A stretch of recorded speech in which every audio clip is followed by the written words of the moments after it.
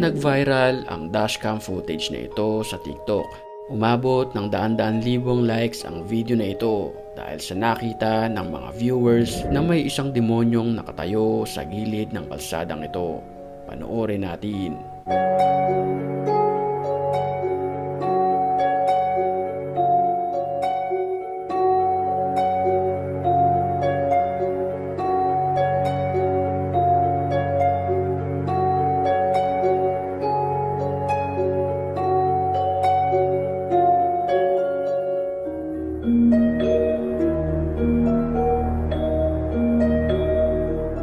May nakita ka ba?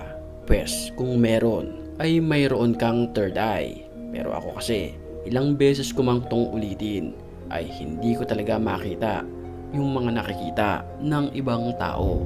At kung meron ka man nakita sa video na ito, pwede mo bang i-comment sa comment section para naman may idea rin kaming mga walang third eye.